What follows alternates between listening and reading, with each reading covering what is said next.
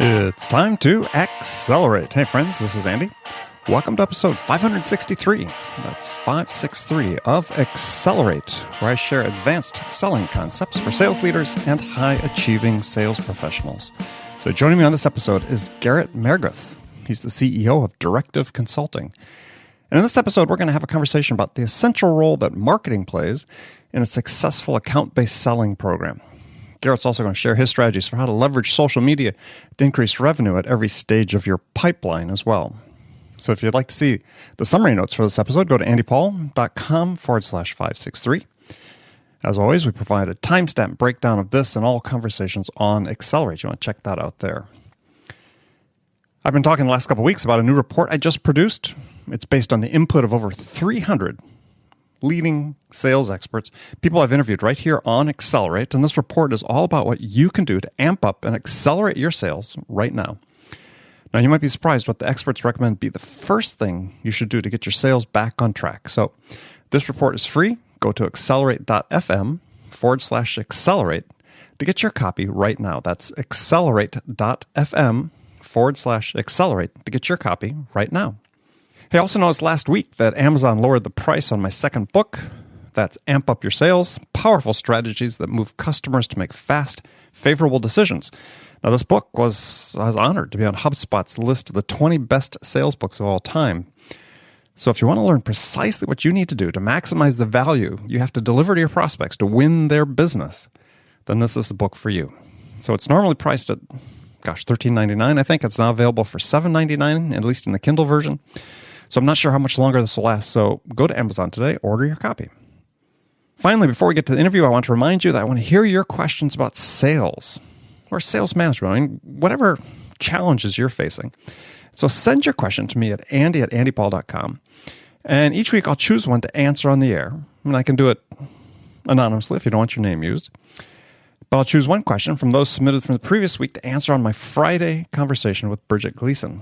And the winner, the person who submitted the question that we choose, will win a free half-hour coaching call with me. Now, that's a $250 value right there. So don't delay. Do it today. Submit your question to me at andy@andypaul.com.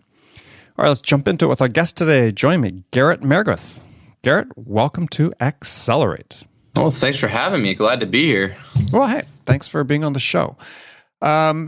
So first question I ask almost all my guests, a standard question, is, in your opinion, what's the single biggest challenge facing sales reps today? Differentiation. So tell us what you mean. Yeah, I would say the most difficult part, I sell professional services, but I think whether it's a SaaS product or a professional service, making someone understand why you truly are unique, or really getting down that niche and that value prop, and then building up all the assets that support that, whether that's case studies, whether that's ebooks, or like genuinely real assets that people actually want to read, not ones that you just feel good about sending, so that you truly differentiate yourself, I think is the most difficult part. But I found, if you can get the differentiation down, that just means that you sound like a different song than everyone else. And when you have that going for you, you can take price a little bit off the table, because now people are selling different products. So you're not competing on the same product. And now with price off the table and you're only talking about your differentiators and your value, it's a lot easier to close the deal. So what part of that differentiation in your mind comes from, as you said, sir, bringing together the right assets at the right time, as opposed to, hey, you as a human connecting with that other human in sort of a unique way? Yeah, it's not that. I think the connection at a human-to-human level is a mandatory aspect of the sales cycle, that if you do not connect, like I've never closed a deal where the intro call doesn't go well. If I have a bad intro call, for whatever reason, that deal tends not to close. But when I said differentiation, I think it's usually a vertical differentiation. So why, at least in professional services, they want to know, well, have you worked with X type of firm before? Have you had success with, and if you can say, yeah, here's actually 3 exact examples, and I'd love to show you all the campaigns we ran. Actually, I'll show you the live back end of their campaigns. I'll show you the reports I sent to them last week, and that you can literally allow that person to imagine themselves and self-identify with what you're selling, so that they sell themselves because they can imagine exactly how it solves their need. And when you Right. do that really well by differentiating and having a vertical, now all of a sudden you have a very lucrative product that you don't have to compete as much on price on as much as value and benefits. Okay. All right.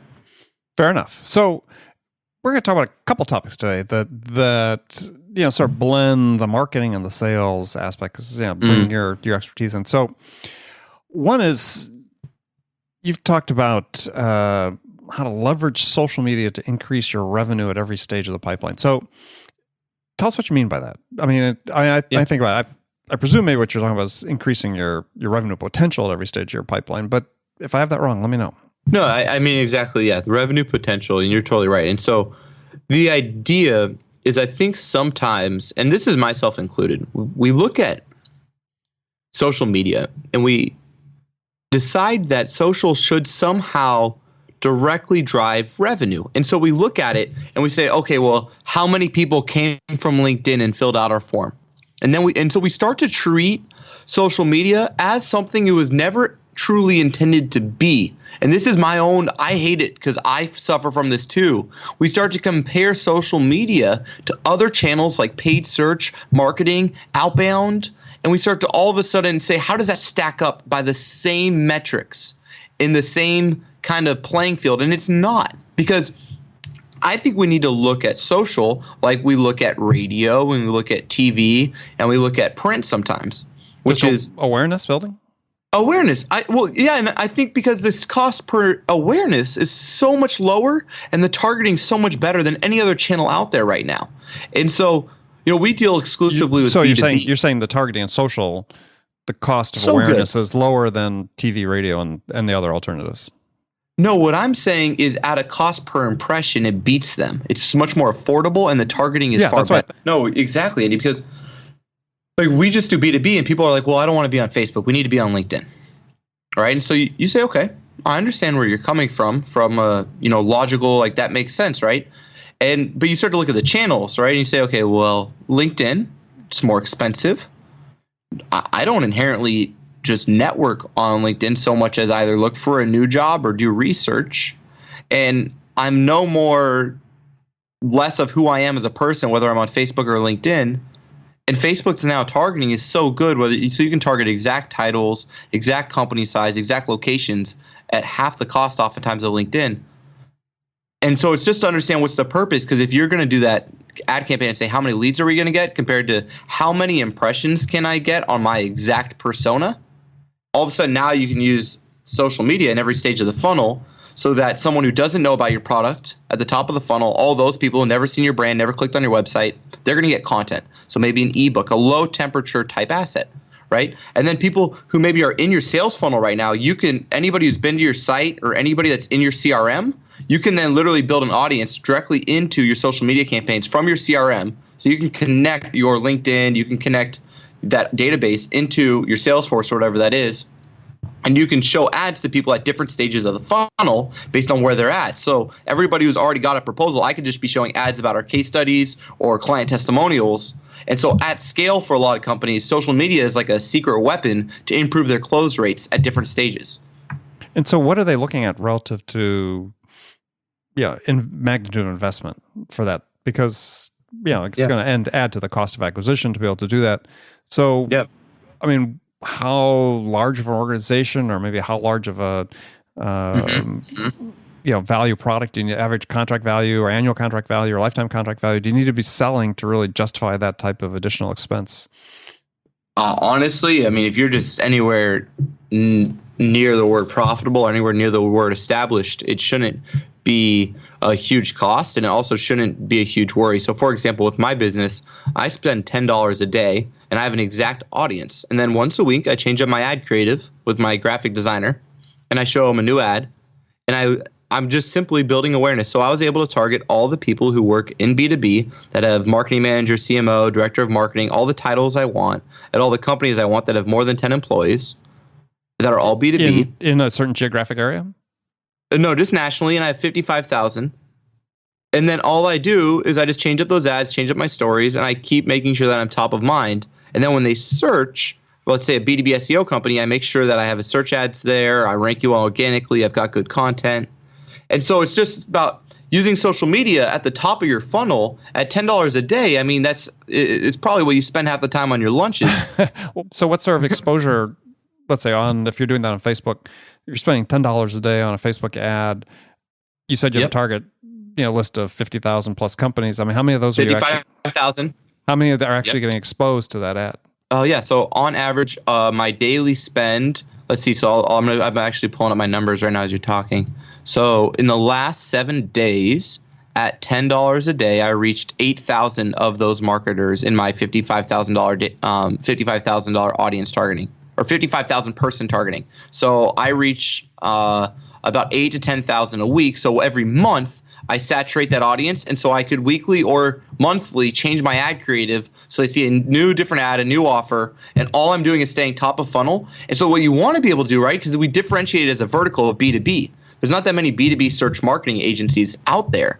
So there's also not that many people looking for B2B SEO because they don't even know that an SEO company that only does B2B exists. Mm-hmm. So you have to generate that demand. Right. And for $10 a day, it's worth every penny. So you should find audience sizes that are kind of realistic to what you expect. Like there's only 55, you see what I'm saying? There's only 55,000 marketers in B2B anyway. So if I have a list in my audience where it's like 2 million, I'm like, oh crap, that's a bad audience targeting. I have to get my targeting better so that the audience size fits the market size. And now you've got a great audience that you should spend $5, $3, $2, $1 a day just getting in front of. If you're spending all this other money on everything else, it makes no sense for them to not have at least heard of you at the cheapest channel, social, before you expend at a high cost, which is sales reps, which is search ads, which is SEO, which is content. And so we use it as a top of funnel awareness.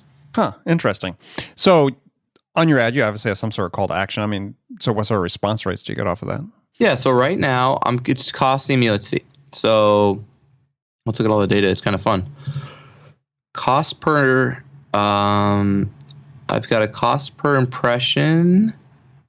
I got to add one more. Getting real-time stats here, people.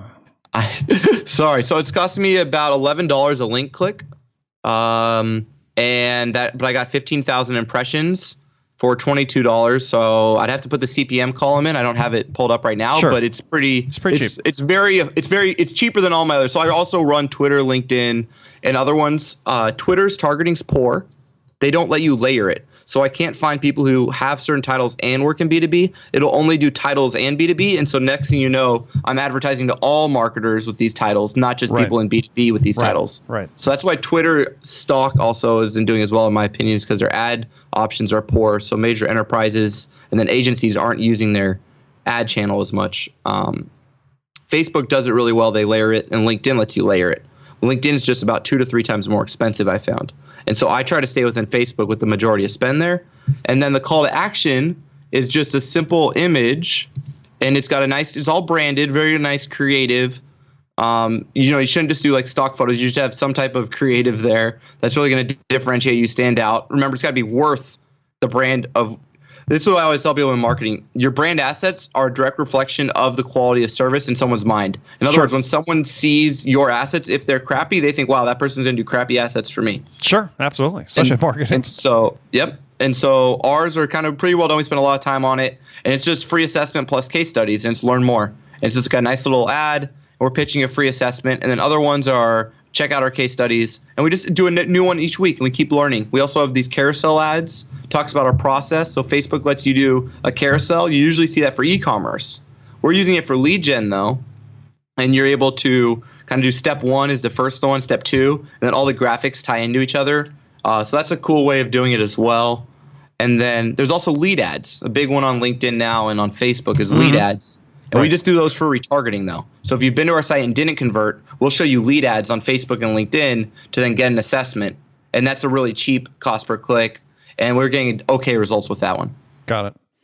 So you talked about call to action being problematic for a lot of companies. You had I think an article about why your call to action is hurting you. So that's a big one because I want to look at it in sort of multiple dimensions. One is certainly you could do it in the targeted ads, but also increasingly companies are relying on marketing automation and sales automation. A lot of frontline sales reps generating tons of emails going out to prospects every day. With relatively low open and response rate. So what are they doing wrong with their call to action? Yeah. So here's what we found. Call to actions are by far our most important optimization when we manage someone's advertising. We do custom landing pages, and we found more so than new designs, new buttons, new whatever it is. It's the offer you're testing and then matching that to the intent of the visitor. So let's kind of break that down in different things. So let's say you're doing outbound email, for example. Right. If your offer is more frictional than the benefit, in other words, if scheduling a demo without knowing why it's valuable at this stage, then your offer is too hard and you need to pipe it down a little bit. Or you need to do a dual offer. So what we recommend is on our landing pages, we do dual offers. So we had, for example, we did a study, we published it with Neil Patel and Crazy Egg. Mm-hmm. And in the landing page, we had schedule a demo, and then we also tested watch a demo video. Both were gated. So both you had to fill out all your information, okay? Sure. So either way, the reps were getting it. Either way, it was going to the pipeline. But we took the conversion rate from about 2 to 3% to over 15% by just having them watch a demo video. And then we said no need to schedule, reach out on your own time. And we literally took all of the psychological pain that's kind of there with, okay, I'm going to have to run this demo. I got to work the calendar. I don't even know if I want the product yet. I haven't seen it. Now I have to listen to someone explain it to me. I don't have time for that. I just want to play with it, or I just want to see it. And so we changed the offer, and that's when the campaign worked. So we found more so than getting your AdWords testing right, getting your copyright to offer. What are you actually giving someone, and does that match their intent, and what kind of psychological issues could that offer be subconsciously communicating that you don't even realize are keeping people from wanting to do it? And you have to test that. So that's our biggest thing, is testing the offer. So, I mean, oftentimes, especially in sort of outbound emails, it's relatively low touch. Hey, maybe we've got a white paper, we got a case study, we got an ebook, we got something, which seem fairly frictionless compared to having to schedule a demo, but still a lot of companies struggle with low response rates. What are they doing wrong? I think you have to think of a different type of offer. So the offer I've been going with that's been doing really well is the offer is forwarding it. And I know that sounds simple, right? But we do persona-based outbound. So we'll go after a VP of marketing, and that whole persona, so we can send at scale, because we went through a lot of tests, Andy. So, I mean, I had a 4-person business development team, and we were ramping up. And we ended up scaling it all the way back because the thing they were spending their hours on wasn't what was driving the revenue. And so we've outsourced it now. And I can talk about that a little bit. But what was happening, we were doing the 10-80-10 principle. So we were personalizing the first 10% of the outbound email, templating the 80, and then personalizing the close rate. Okay.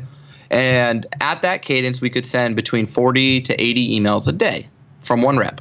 Sure. But the response rates were no different than the templated emails if they used a template for the persona. So then what we started to do is we had our in our list building, we would separate them and then do separate sequences. So we had a VP of marketing, and that offer to the VP was to essentially learn more about how they can increase their MQLs, which we knew is what they cared about most. Sure. See, the marketing manager was how they could get help to do the things that they have on their checklist, because we know the marketing manager has more than they can do. And then the CEO was simply forward this, and we can find out if you're missing out on any opportunities, because they just don't want to be losing money. See, and the VP wants to make sure they're making enough of it, and the marketing manager needs help getting it done.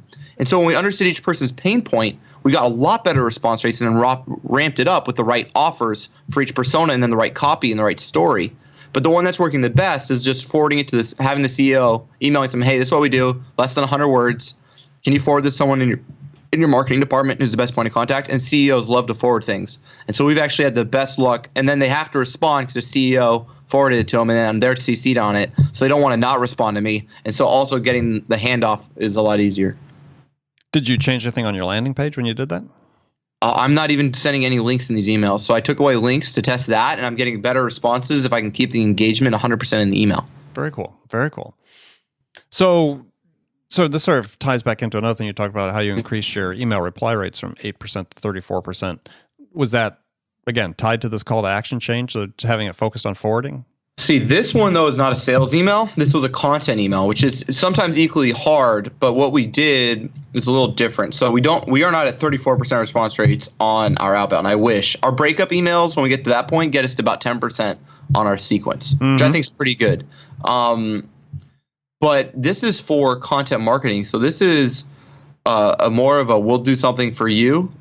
So essentially what we do is we segment everyone in an audience. We scrape the web and we'll find everybody, let's say, who does writes on landing pages. And then we'll come up with a landing page sequence. And then we'll do some different things. Like we published these surveys on Moz, and there was a whole study we ran. And so we added these little cards. So we made these image cards with our graphic designer of like the sales rep's face and then who they were as a person. And then we made it really friendly. And we tried like a whole new type of email that someone's never even received before. So and it was the face, meant to be the face of the sender. Yeah. Right. So we started changing up the whole entire email. Exactly. So this had like this little graphic banner image at the top that was like personalized and custom. It was really cool. So that got us to like 15% response rates. And then we allowed people choices. So we said, we've given you 3 options. Which one of these 3 is best? So we got to the point of participation. That got us to like 20%. And then we segmented the topics that we were suggesting per each vertical. That got us to like 30%. You see? So we just kept testing new theories. Well, of like how so elaborate on that last one, but you said you're segmenting the topics. Yeah. So like I pitched you to get on this podcast, right? And so how did I do that? I took all the different people who had sales podcasts. I had a VA scrape all those lists and then build all the emails. And I pitched separate topics to all the sales podcasts as I did to the marketing podcast, as I did to the social media podcasts, so that you could just reply, yes, that sounds good with the one you liked. And I could get it all scheduled in no time. And so that's that same theory and that same testing is actually what got me on this show, and it works incredibly well. Very interesting. All right, so let's talk again about a little bit about call to actions, because this is again outbound emails, oftentimes trying to get the demo, but not always. So if you were to advise somebody, say, okay, you've got your outbound, SDR team, biz dev team, sending out 40 emails a day. Should they really be aiming for the demo, or should they be doing something more as a more intermediate step that's going to might require one more step in your cadence, but will increase your overall conversion rate to demos? Yeah. So, I mean, I only want to get them on a call because you still have to act like you're the big dog on the block when you get the meeting. So you have to see if they fit with you first, right? And or else I think you put the power of the relationship in the wrong place. And so you still have to hold on to something as the vendor. And so we don't want to pitch a demo first. We want to see if they're a good fit for us. And now all of a sudden we're exclusive and different. And that's been helping because, you see, we want to make sure that they're a good fit with our B2B model. And we know we traditionally only take B2B SaaS companies. We already know they're B2B SaaS. We've already built the perfect list. But we have to make sure they know that we're different. And that's how we get that meeting. And from that meeting, we can then get the demo and we can start to know what budgets look like and needs look like. And we don't just do a plain demo. We do a full custom audit of them, their competitors, everything out there. And so when we get a demo for us, at that point, if we can get to the proposal, we're at already over a 30% close rate because we've got so much info and so much time put into this proposal. So at one point before we got on the air, you're talking about you've almost done too well in the past. So what are you looking at changing going forward? I mean, it almost sounded like you had almost captured too much business, but things go in cycles, as we all know with companies. So yeah. So what's the big? Right. So what's your big initiative going forward this year? We brought HR in house, so I have a full-time HR person. So their goal is to do 3 to 5 interviews every week, so that I can focus on growing the business and not worry about the service level, and we can hire early enough. The idea, right, is that pipeline's still for us even too sporadic. We just have this, funny thing where I'll go a month, nothing closes, and then all the deals in the pipeline decide to close that same Friday, right? And now you've got 8 accounts to onboard. You're like, thanks, that couldn't have, 2 a week wouldn't have done just fine.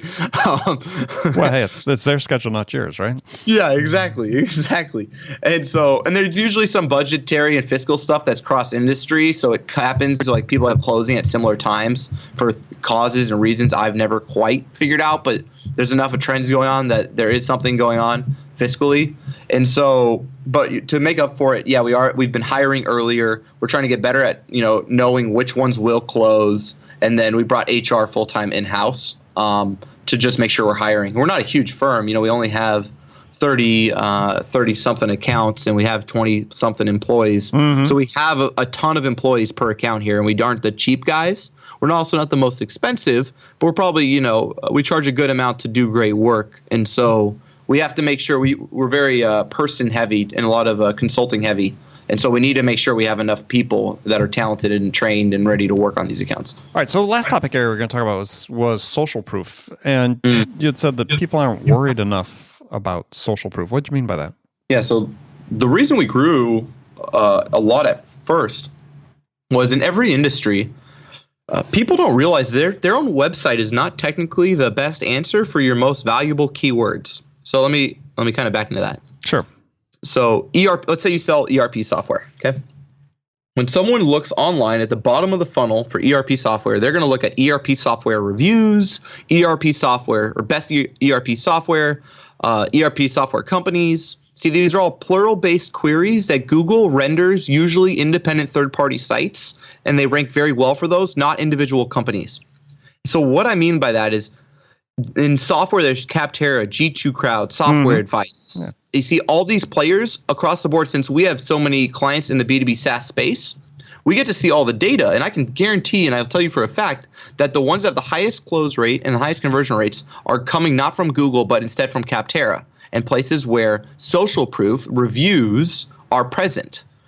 Now, the problem is that people aren't recognizing the value of reviews in B2B oftentimes because they're difficult to get. It can be scary. You never know what someone's going to say, right? Mm-hmm. But then they don't have that. Right? We took all of those reviews, we turned those all into case studies and make a book of them and printed it. And see, now you can differentiate yourself from all the other players who are saying, oh, we're different, we're better. But they don't have 30 case studies and 30 reviews that are verified by an independent party that they can show the client. You see, that's the kind of stuff that closes deals. It's not because they like you and this stuff. Yes, they have to like you to close, but that's not what gets you from the top 3 to being the one they choose. Isn't because they like you. It's because you had the best case studies for similar companies and they could see how your solution fit exactly into their goals and it didn't feel as risky as some of the other options. Right. So if you're a B2B company, but you're not a SaaS company that's going to have a review on G2 Crowd or something like that, so what do you do I do Clutch. So Clutch is out there for professional services. Most of them. We're mostly marketing, branding, social content, PPC. Clutch.co. We actually did their SEO. They ranked number 1 for SEO company, PPC agency. You name it, they're number 1. We actually got hired by them to do that, and we did that for them as part of their team. But they're amazing for creative professional services. And then the other directories are out there, like you're a lawyer, that's Avo, that's Yelp, that's other places. Let's say, and you just have to start like what you're doing. You have an amazing podcast for salespeople because salespeople love podcasts. And this is your social proof. This is, you see, like you have to have something that's out there for social proof. And your podcast has reviews and ratings. And all of a sudden that now says something about who you are without me ever knowing you because other people think you're popular. Nobody goes to the 3-star restaurants. It's the same idea, and it's how do you create that social proof for yourself so it's not you saying that you're great, but instead other people. Absolutely agree. So is there an issue these days, and I know in the SaaS world with G2 Crowd and others that they sort of address this, but there's sort of 5-star review fatigue. How do companies deal with that? Yeah, it's hard to get 5 stars all the time. And now, so Clutch.co, they call your client. So I don't even send them a link. They actually interview them. So the good, bad, the ugly comes out. Right. You want to know something about an agency? They're going to post a 2,000-word review of how they interviewed your client and what they said and ask them hard questions. So I don't have a perfect 5-star on there. We have a great reputation. I think we're 4.8. And we do quite well, but I've definitely, this client, you miss a meeting, something like that. They ask them, hey, have they ever missed a meeting? All of a sudden you got a 4 stars on schedule. You see? It's brutal. It is brutal. Sure. But if you run a tight enough organization, you hold yourself to that standard and say our goal for growth is going to be customer success driven growth, then you have to say, okay, every one of our clients, we want to leave a review, good, bad, and ugly, and let's earn that positive one. And see, then you structure that. Now when you're closing a new deal, they're like, wow, you got 30 accounts, but 22 reviews. Over 80% of your portfolios left you reviews. That's pretty unheard of. Okay, we like these guys. This is trustworthy. You see, now all of a sudden you can start to differentiate once again, like I was saying before. Excellent. Well, Garrett, it's been great talking to you. Tell people how they can find out more about Directive Consulting and connect with you. Yeah, so we are a B2B search marketing agency. We do SEO, PPC, and content for B2B companies. You can go to our website, directiveconsulting.com. We pour a lot of time and money and attention into our blog. It's fully focused on B2B, and it's fully talking about search marketing. It's a pretty unique perspective. I don't think there's anywhere other learning resource out there dedicated to it like that. We also have a podcast called What's Next. And yeah, if you're looking to grow your marketing qualified leads or increase the demand for your product or service, we'd love to chat with you. And hopefully, we're both a good fit for each other. Okay. Well, excellent. Well, again, Garrett, thank you very much. And friends, thank you for spending this time with me today. Remember, please come back again tomorrow. Join us for another great episode of the show, Accelerate. Until then, appreciate if you get a chance, go to iTunes or wherever you listen to this podcast, subscribe, leave a review, as we just talked about, social proof, Garrett, because we want to hear from you about what we can do to make this a better, more valuable experience for you as well. So thanks again for joining me. Until next time, this is Andy Paul. Good selling, everyone.